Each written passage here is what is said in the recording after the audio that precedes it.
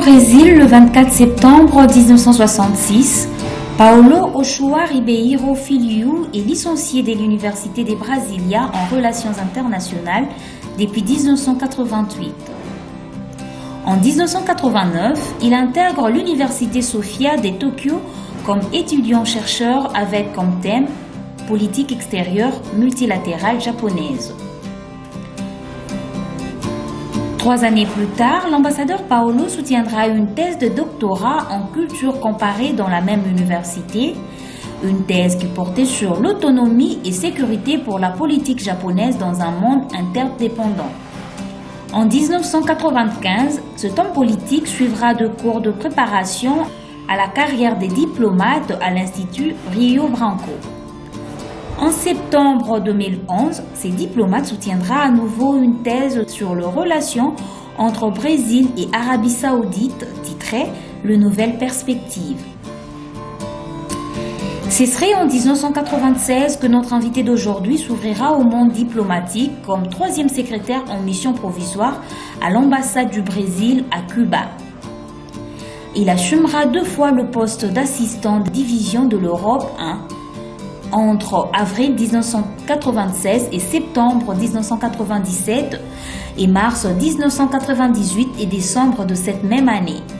À partir du mois de janvier 1999 jusqu'en avril 2013, Monsieur l'ambassadeur Paulo Ribeiro occupera plusieurs postes politiques et diplomatiques tels que conseiller international et chef de cérémonie au Brésil, membre du département politique et secrétaire exécutif du Conseil consultatif national à Timor, 2e secrétaire de l'ambassadeur du Brésil en France, conseiller et chargé d'affaires à l'ambassade du Brésil en Arabie Saoudite, chargé d'affaires à l'ambassade du Brésil en Jordanie, section Irak, 1er secrétaire et conseiller à l'ambassade du Brésil au Liban, chargé d'affaires à l'ambassade du Brésil au Qatar, chargé d'affaires au bureau de représentation auprès de l'autorité nationale palestinienne, conseiller à l'ambassade du Brésil en Irak, conseiller au consulat général du Brésil à New York. Et c'est depuis mai 2013 jusqu'à ces jours que M. Paulo Ochoa Ribeiro Filho est pour la première fois ambassadeur du Brésil en République démocratique du Congo. Monsieur l'ambassadeur, il y a une question qui me vient en esprit. Je ne sais pas si je peux me le permettre en fait, de la poser. Quelle est cette partie de votre hymne national que vous aimez plus? Bon, c'est un hymne national assez long, hein, et c'est un peu rare. Mais je pense qu'il y a beaucoup de choses qui sont intéressantes dans les paroles de la chanson, mais peut-être la chose qui toujours attire beaucoup mon attention et qu'elle se répète à plusieurs fois quand on le chante, c'est qu'on dit quelque chose comme « Parmi outre 1000 patries, c'est toi, Brésil, ma patrie aimée ». C'est ma partie préférée. Excellence, dans notre pays, la République démocratique du Congo, il y a beaucoup de noms dans notre histoire. Comme vous le savez, Simon Kimbangu, Lumumba, Kasavubu, Tshombe, la liste est longue. Alors lorsqu'on parle du Brésil, quels sont les plus grands noms dans votre histoire? Je pense, nous avons aussi une grande liste, et nous avons une histoire d'un pays indépendant plus longue que l'histoire du Congo. Peut-être je ferai référence à notre premier chef d'État. Comme peut-être vous le savez, le Brésil a été tout au début un empire. Alors le premier empereur s'appelle Pedro I et c'est lui qui en fait a proclamé l'indépendance du Portugal. Donc je pense que c'est une personne assez importante dans notre histoire. Ensuite, il a été succédé par son fils, l'empereur Pedro II. Et c'est le chef d'État brésilien avec le plus long mandat, presque 40 ans. Et c'est pendant cette période qu'on a connu une grande période de développement économique, scientifique et culturel. L'empereur était un homme assez dédié à la connaissance. C'était un humaniste. Peut-être je ferai référence aussi, dans les années 50, nous avons eu le président Kubitschek, qui a été le président qui, parmi autres choses, a décidé de faire construire Brasilia comme capitale du pays. Je ferai référence aussi au président Fernando Henrique Cardoso, qui pendant ses 2 mandats a donné la stabilité à l'économie brésilienne. Plus récemment, nous avons l'exemple de Lula qui a été un leader brésilien avec une agenda international très forte et qui est beaucoup apprécié en Afrique. Et évidemment, je ferai référence à notre présidente actuelle. En fait, c'est la première femme qui dirige le Brésil. Et donc, je pense que voilà la liste de chefs d'État au Brésil, que je pense que c'est remarquable. Excellence, ceux qui nous suivent, je pense, seront curieux de savoir quel est le domaine qui sera le mieux servi dans le partenariat RD Congo-Brésil. Je pense que le Congo, la RD Congo et le Brésil sont deux pays avec beaucoup de similitudes.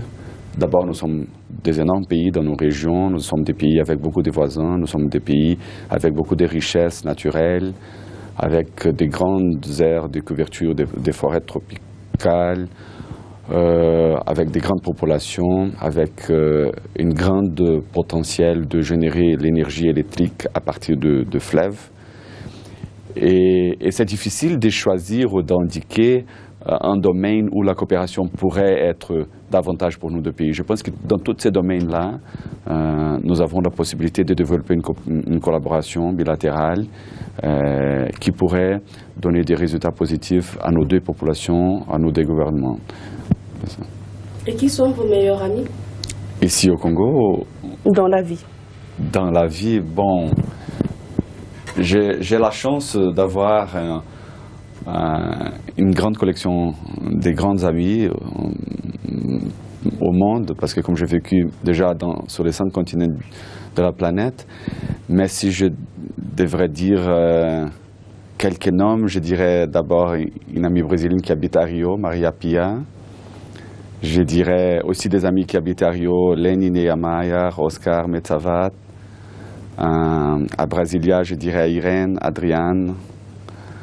À New York, peut-être je pourrais dire Patricia Lobacaro et son époux, Nick Lobacaro. En France, Sylvia de Waldner. Ici en Afrique, j'ai l'ambassadeur d'Italie, qui c'est un ami depuis 10 ans. Nous sommes très proches. Je dirais au Japon, je dirais Mayumi et sa sœur Mari.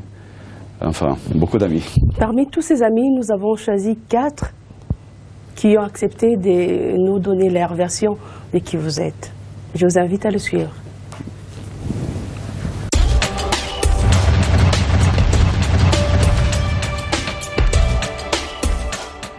Je m'appelle Massimiliano D'Antuono et je suis l'ambassadeur d'Italie ici à Kinshasa. Je suis arrivé le 7 de juillet dernier et j'étais à New York à la représentation italienne auprès des Nations Unies. Je suis très ravi d'être ici au Congo parce que c'est un pays magnifique avec une population exceptionnelle. Paul et moi, nous sommes amis depuis à peu près 10 ans. Nous rencontrés la première fois en 2005 en Arabie Saoudite, où on était chef de l'office commercial de l'ambassade respective. Et nous sommes devenus immédiatement amis. Encore, j'ai rencontré Paolo à New York, où il era le consul du Brésil. J'étais le conseiller politique à la mission d'Italie après les Nations Unies. Et encore une troisième fois, ici à Kinshasa, Paolo, il est arrivé un an avant moi et c'est une grande chance pour moi parce qu'il m'a introduit à toutes les personnes, à les meilleures places. Étant ami depuis 10 ans, il est clair que j'ai nombreux de souvenirs. Mais en particulier, je rappelle quand j'ai retrouvé avec Paolo à New York pour les branches. Même si le Brésil n'a pas gagné la Coupe du Monde, je pense que Paolo sera un magnifique ambassadeur aquí en Congo, et parce qu'il est très intelligent, très élégant, très chaleureux et dynamique. Écoutez, j'ai rencontré Paolo. Je dis Paolo parce que c'est un grand ami. Nous nous sommes rencontrés le 4 juillet de l'année dernière lors de la fête nationale chez l'ambassadeur des États-Unis. Alors très vite, je pourrais dire que notre relation est devenue beaucoup plus amicale parce que je trouve que ça a été quelqu'un avec qui le contact s'est fait très rapidement. Et depuis, nous nous voyons régulièrement dans diverses activités. Quel souvenir je garde? Mais écoutez, je garde de lui un souvenir, je vais parler d'un souvenir, je le vois au quotidien. Je garde de lui en fait quel rapport ou quel sentiment, c'est des sentiments d'amitié fortes. C'est quelqu'un qui est très aimable, qui est très simple, quelqu'un qui est très ouvert et qui a su facilement se rapprocher quand même de pas mal de Congolais que je côtoie aussi et qui le côtoient. C'est quelqu'un qui a la porte grande ouverte et qui est prêt à écouter pour essayer de bien travailler avec nous et de réaliser des choses qui n'ont pas encore été réalisées entre le Brésil et notre pays, la RDC.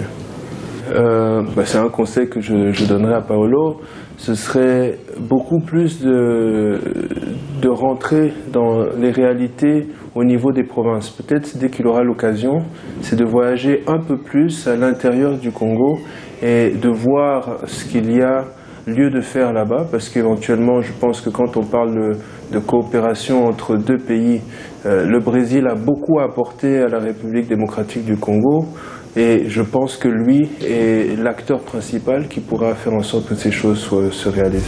Monsieur l'ambassadeur, je m'appelle Charles Belanton, je suis l'ami de l'ambassadeur du Brésil. J'ai fait la connaissance de l'ambassadeur à l'aide de son colocataire, M. Daniel, qui travaille aussi à l'ambassade du Brésil. Ça fait au moins 1 an. Et bon, Paolo, c'est une personne formidable, il est une personne très aimable et très modeste. Alors, je me comprends très bien avec lui parce que, avec les soirées et tout ça, ce qu'on fait ensemble, c'est juste une personne formidable qui aime tout le monde. En tant que vie professionnelle, je vois très bien que Paolo est une personne très professionnelle. Je vois bien que l'ambassade du Brésil, le niveau de l'ambassade du Brésil a très bien élevé, vu qu'il n'y a pas beaucoup de familles brésiliennes qui sont à Kin, mais je pense très bien que tout le monde connaît l'ambassade du Brésil et connaît plus le Brésil. Je souhaite tout le bien à Paolo, il mérite tout le bien en tant que professionnel et en tant que vie personnelle. Merci.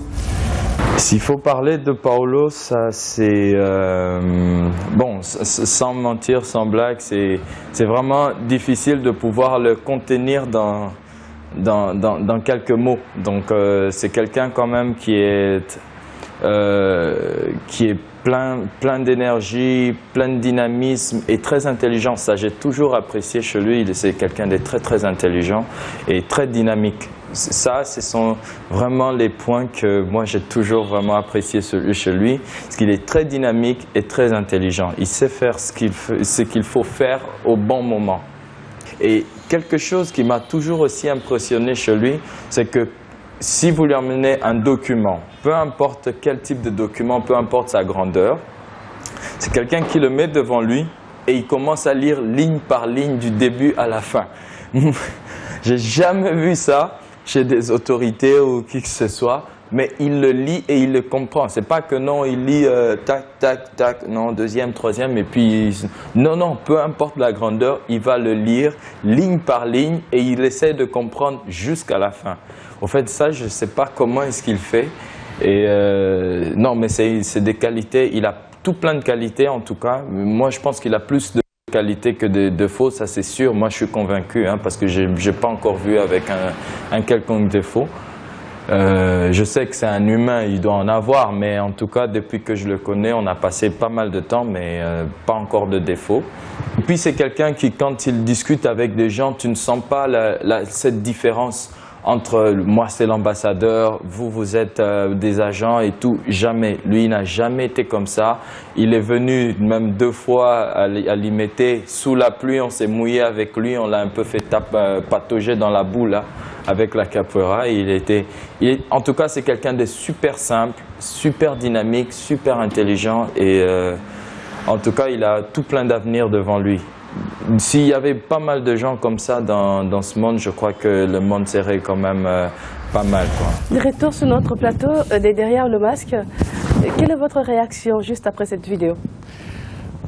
Bon, je suis très content de voir que j'ai des amis qui m'apprécient beaucoup. Peut-être, si je peux continuer avec la modestie, je peux dire qu'ils peut-être ils ont un regard assez positif de ma part.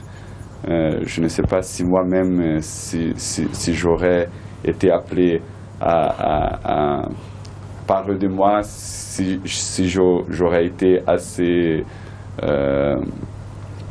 enthousiaste de moi-même. Mais quand même, merci beaucoup. C'est toujours bon d'entendre de bonnes choses sur nous.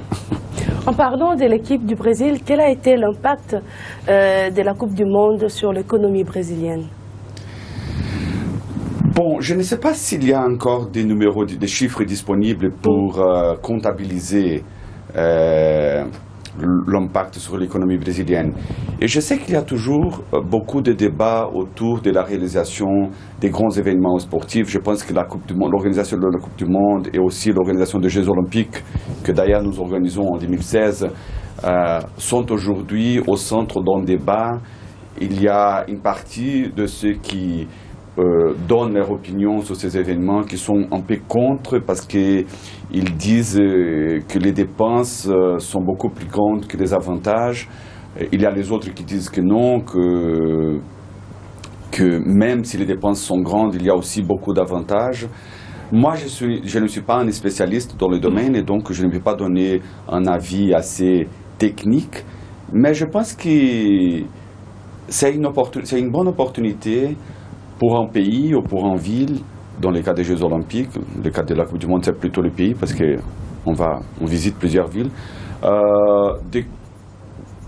d'abord de s'organiser pour faire l'événement et ensuite pour montrer au monde sa capacité d'organiser un événement et aussi de faire la diffusion de ces aspects culturels, un peu les styles de vie, attirer l'attention des touristes, des investisseurs. Comme je vous ai dit, je ne sais pas s'il existe déjà des chiffres pour comptabiliser sur les résultats économiques de la Coupe du Monde au Brésil, mais j'ai l'impression que nous avons eu la capacité d'ajouter des éléments positifs sur la vision globale que les gens retiennent sur le Brésil par le monde. Et je pense que ça, c'est déjà très important. Monsieur l'ambassadeur, quel est votre jour préféré de la semaine? Mon jour préféré de la semaine, peut-être le samedi. Pourquoi? Parce que c'est le premier jour de week-end, alors donc on vient de terminer la semaine, on peut sortir le vendredi pour faire la fête avec les amis, on n'a pas besoin de se réveiller trop tôt. Et nous avons encore les dimanches pour se récupérer du samedi. Donc, je ne sais pas, je sens une bonne énergie du samedi.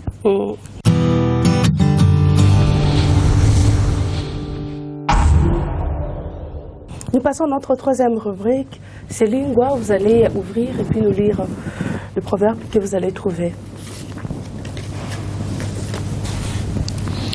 Nzoko alembaka mino na yete.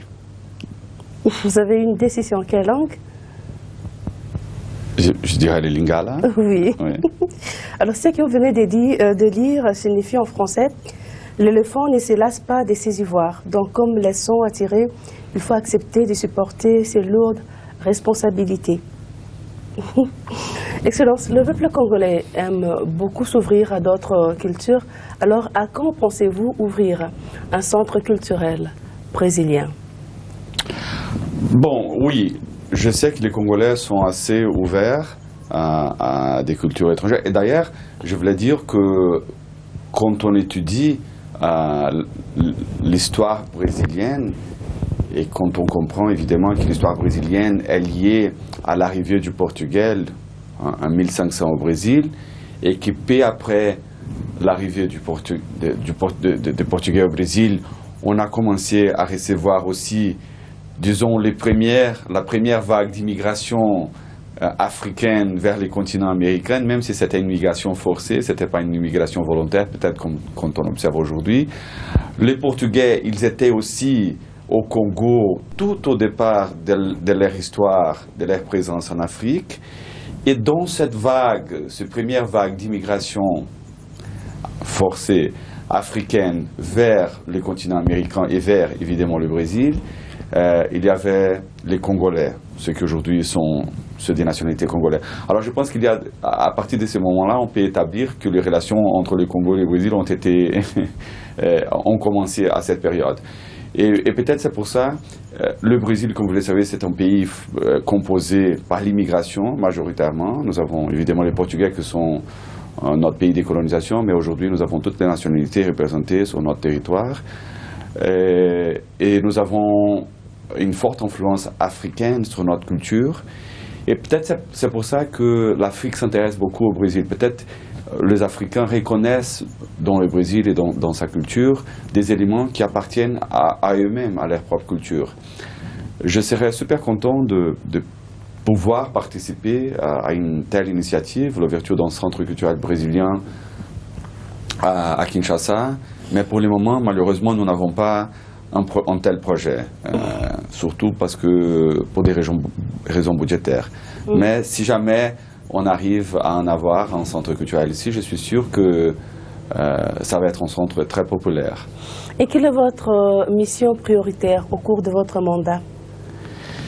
Bon, autant qu'ambassadeur, nous avons plusieurs choses à faire. Nous n'avons pas une mission prioritaire, nous avons plusieurs missions qui sont tous prioritaires. Évidemment, je dis premièrement, mais ce n'est pas parce que c'est la première chose, mais ma mission, elle est de maintenir et même augmenter la relation politique que nous avons avec le Congo. Un autre aspect, évidemment, qui nous intéresse beaucoup, parce que nous savons que le Congo est un marché avec beaucoup d'opportunités, c'est d'augmenter nos relations commerciales avec le Congo. Une autre chose que moi, je suis particulièrement intéressé à voir avancer, c'est aussi les relations entre des sociétés brésiliennes avec le développement économique au Congo. Je pense que le Congo offre à tous ses partenaires internationaux beaucoup des opportunités dans le domaine, par exemple, de développement de l'infrastructure, des usines hydroélectriques, des aéroports, des autoroutes, des ports, gestion des forêts, les activités liées à la minération, le pétrole. Et toutes ces activités sont des activités où nous avons des sociétés brésiliennes avec beaucoup d'expérience. Je sens aussi que, du point de vue politique, il y a un fort désir de la classe politique congolaise, le président de la République, le Premier ministre, plusieurs ministres que j'ai eu l'opportunité de rencontrer, le président de l'Assemblée nationale, le président du Sénat, quelques gouverneurs, pour une relation plus proche et pour une présence plus importante des sociétés brésiliennes dans le processus de développement de l'économie congolaise. Alors ça, c'est une chose que j'essaie de trouver des opportunités, j'essaie de convaincre les hommes d'affaires brésiliens pour venir découvrir le Congo et pour trouver des projets ou des initiatives qui sont compatibles avec les objectifs de leurs entreprises et qui puissent établir un partenariat plus important. Parce que jusqu'à ce moment-là, nous n'avons pas de grandes sociétés brésiliennes implantées au Congo. Évidemment que je suis intéressé aussi à la promotion de la culture brésilienne au Congo. Je pense que, comme je viens de mentionner avant, notre culture, elle comprend des éléments de culture africaine et congolaise, et je pense que nous avons beaucoup d'espace pour la promotion ici. Il y a plus de choses à dire, il y a plus de domaines à éventuellement exploiter, mais je m'arrête ici. Ambassadeur, pourrons-nous savoir, même si ça concerne plus le consulat, comment peut-on obtenir le visa touristique pour aller visiter le Brésil? Le visa touristique pour aller visiter au Brésil, c'est une procédure assez simple. Nous avons disponible sur notre site internet une liste de documents à présenter lors que les touristes déposent sa demande de visa au Brésil. C'est une liste de documents un peu pareil comme n'importe quel pays au monde. C'est un formulaire rempli, c'est une réservation de billets d'avion, une réservation d'hôtel, extrait bancaire, en attestation de service, et après on fait l'analyse de la documentation, une petite interview de moins de 5 minutes, on considère les éléments et rapidement on offre le visa. Je pense que ceux qui nous suivent sont ravis de connaître les tours venant de votre bouche.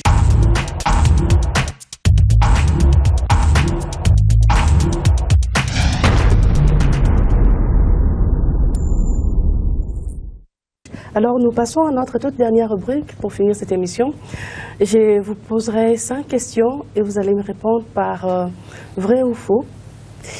Vrai ou faux, le Brésil accorde la nationalité à tout enfant né sur son sol. Vrai.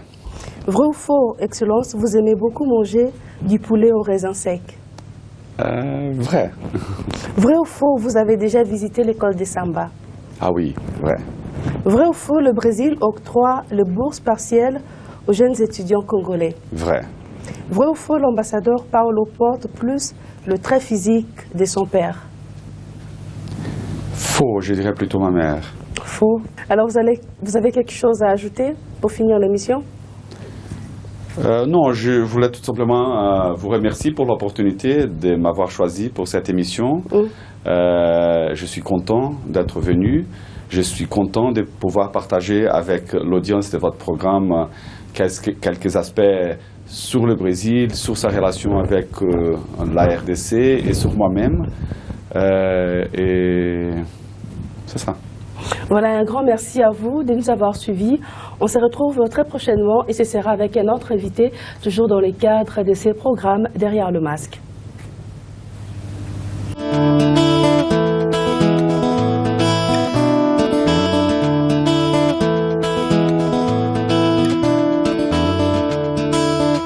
Someday, with a rather come a day.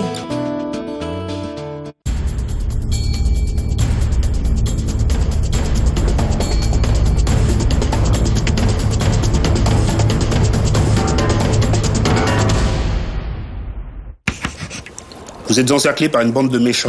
Que faire? Réponse A. Vous chantez une berceuse pour les calmer. Réponse B. Tu dois savoir qui je suis. Cerné par des femmes magnifiques, mais dangereuses. A. Vous appelez votre maman. Maman? B. Je vais en finir avec cette vipère. Ces femmes n'ont vraiment aucun scrupule. Vous êtes seul face au gardien de but. A. Vous tentez de le marabouter. B.